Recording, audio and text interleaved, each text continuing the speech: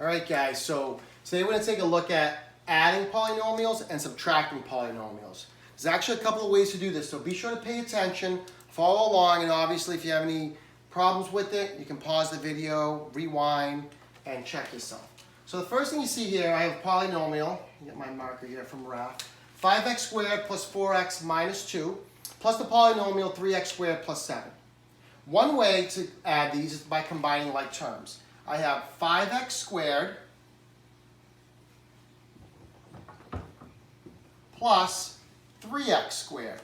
5x squared plus 3x squared, as you know, gives me 8x squared. I have then a positive 4x. I can't add 4x to anything here. There's my marker. So I'm going to add plus 4x. Okay? And then I can also combine a negative 2 and a positive 7. Negative 2 plus 7 is going to give me a positive 5. And when you look at it now, there's nothing else that I can do to combine. So this is actually the simplified form of this polynomial that's being added. Another way we can do this, which I actually like better, is a vertical method. I can take 5x squared plus 4x minus 2. I can add to it, okay, I'm doing some adding, 3x squared plus 7. Now notice, if I want to line these up, since 7 is a constant and 2 is a constant, I can line them up just like that. So when I'm looking at it, it actually falls right into place really nicely. So 5x squared plus 3x squared is 8x squared. 4x plus really nothing here is just going to give me 4x. And don't forget, it's a positive 4x, so you just bring down that plus sign. And then a negative 2 plus 7 gives me a positive 5. If you notice, both answers are exactly the same. Both cannot be simplified any further. And there are your answers. Coming to subtracting polynomials, this can be a little bit tricky here, so please pay attention.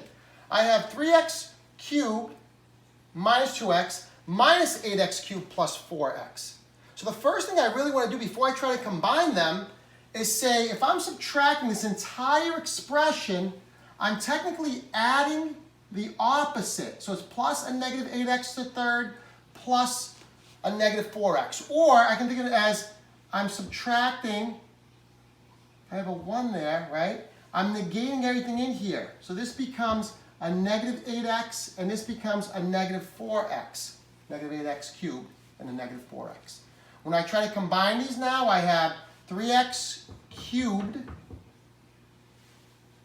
and right here I have a negative 8x cubed. I have negative 2x, and I have a negative 4x.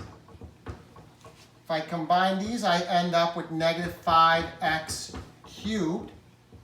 If I combine these, I end up with a negative 6x. There's nothing else I can do. This is a simplified form.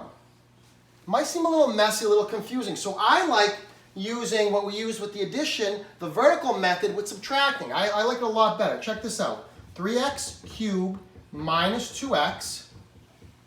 And initially this said minus, don't forget, it said minus 8x to the third plus 4x. So again, what's neat about this, if I want to subtract, remember subtracting, guys, was adding the opposite, right? So if I add, this is the opposite, add, this is the opposite. So when I have 3x cubed minus 8x cubed, 3x cubed plus negative 8x cubed, I get negative 5x cubed. Notice anything? If I combine negative 2x plus a negative 4x, I get negative 6x. Once again, both answers are the same. And again, guys, you don't have to do these both ways 2 different times. Do whichever way makes more sense. I prefer the second method on each of these, but that's really up to you. So hopefully this made sense to you, and good luck with the lesson, all right? Talk to you guys soon. Bye.